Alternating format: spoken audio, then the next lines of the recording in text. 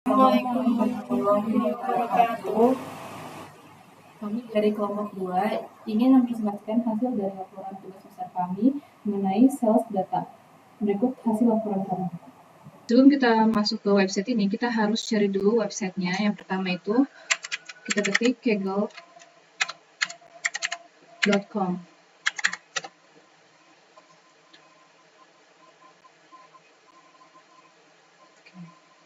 Jika sudah muncul kaggle.com seperti ini, kita langsung mencari file atau data yang ingin kita cari. Kita dapatkan, kita pilih salah satu dari yang ada di sini.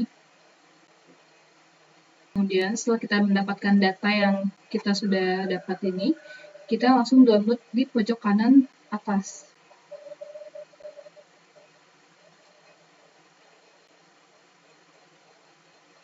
Kita tunggu dan data sudah terdownload ada di pojok kanan sini.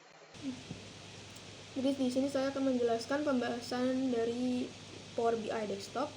Jadi di sini kita tuh menganalisis data penjualan. Tujuannya adalah membantu perusahaan melihat performa penjualan, keuntungan, dan serta tren penjualan berdasarkan waktu, wilayah, dan kategori produk. Jadi kita bisa lihat di sini tuh di bagian atas terdapat dua filter, yaitu kita menggunakan slicer. Di slicer ini kita bisa menggunakan dari tahun untuk memilih tahun yang ingin dianalisis, lalu yang kedua kategori untuk menampilkan data berdasarkan kategori produk tertentu. Jadi jika filter ini diubah, maka seluruh grafik dan angka pada dashboard akan diubah secara otomatis sesuai data yang dipilih. Yang kedua di sebelah sini ada key performance indicator, atau kita bisa lebih simpelnya memakai card. Jadi di sini ada total quantity, ada sekitar 150.000 unit, ada total profit sekitar 42 juta, ada total sales sekitar 151 juta, dan total cost sekitar 110 juta. Jadi card atau KPI itu digunakan agar pengguna dapat langsung mengetahui kondisi bisnis secara cepat tanpa harus melihat seluruh grafik. Di sini ketiga ada grafik total pendapatan dari region dan kategori.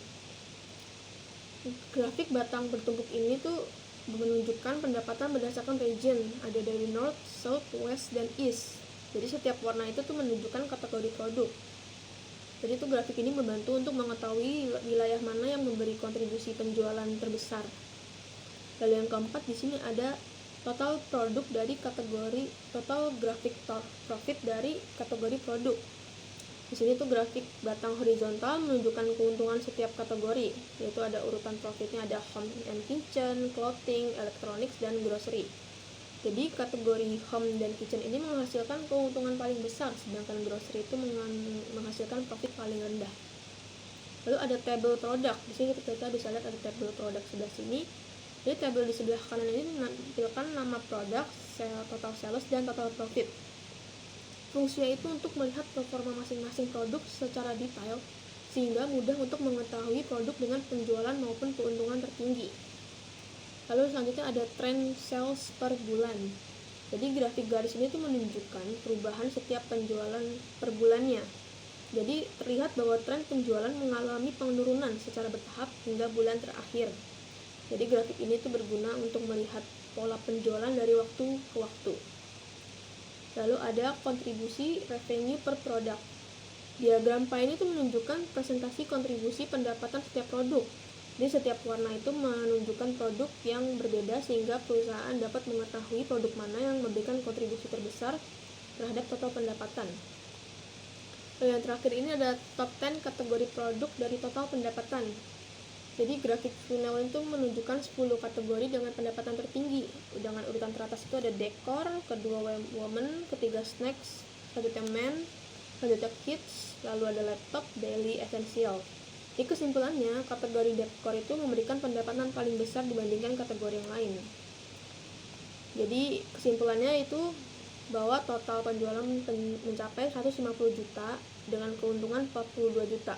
Dengan wilayah North menjadi penyumbang penjualan terbesar dan kategori home dan kitchen menghasilkan profit tertinggi, sedangkan kategori dekor memberikan kontribusi pendapatan terbesar. Selain itu, Grafik tren menunjukkan adanya penurunan penjualan pada beberapa bulan terakhir, sehingga perusahaan perlu mengevaluasi strategi pemasaran untuk meningkatkan penjualan. Selanjutnya ada insight. Berdasarkan hasil analisis dashboard, sales data analitik perusahaan menunjukkan kinerja penjualan yang cukup baik dengan total penjualan sebesar 151 M, total profit sebesar 42 M, total biaya sebesar 110 M, dan total produk terjual sebanyak 150.000 unit. Data tersebut menunjukkan bahwa perusahaan mampu menghasilkan keuntungan yang positif dan aktivitas penjualan, sehingga operasional bisnis berjalan dengan cukup efektif. Dari aspek wilayah, region North menjadi wilayah dengan kontribusi penjualan tertinggi, sebesar sekitar 48,12 M, diikuti dengan region South sebesar 45,22 M. Sementara itu, region East memiliki kontribusi penjualan terendah sebesar 23,93 M. Temuan ini menunjukkan bahwa potensi pasar terbesar berada pada region North, sedangkan region East masih memiliki peluang untuk dikembangkan guna meningkatkan kontribusi terhadap total penjualan perusahaan. Analisis tren penjualan bulanan menunjukkan adanya kecenderungan penurunan penjualan setelah mencapai puncaknya pada pertengahan tahun. Kondisi tersebut mengindikasikan bahwa perusahaan perlu melakukan evaluasi terhadap strategi pemasaran dan penjualan pada periode tertentu agar dapat mempertahankan stabilitas pendapatan serta mengantisipasi penurunan permintaan di masa yang akan datang. Selain itu, kontribusi penjualan berdasarkan subkategori produk menunjukkan bahwa kategori dekor, women, snacks, men, dan juga kids menjadi penyumbang pendapatan terbesar.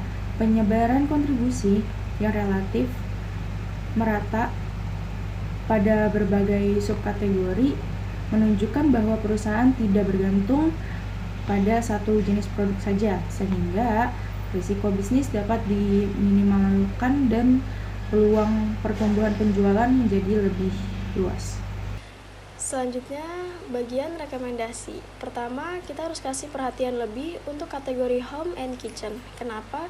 Karena kategori ini adalah penyumbang profit terbesar buat perusahaan. Strateginya simpel.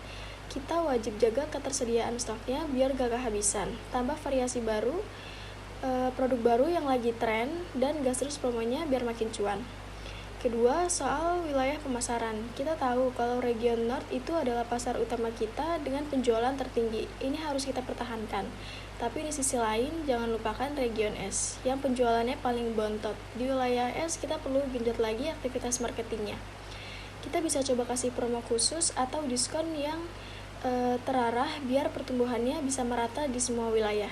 Ketiga, kalau kalian perhatiin line chart-nya, ada tren penurunan penjualan setelah mencapai puncak di pertengahan tahun. Nah, ini jadi PR kita untuk evaluasi strategi. Biar grafik di akhir tahun nggak terjun bebas, kita bisa manfaatin media digital secara maksimal. Bikin program loyalty buat pelanggan setia atau bikin event promo khusus di bulan-bulan sepi pembeli.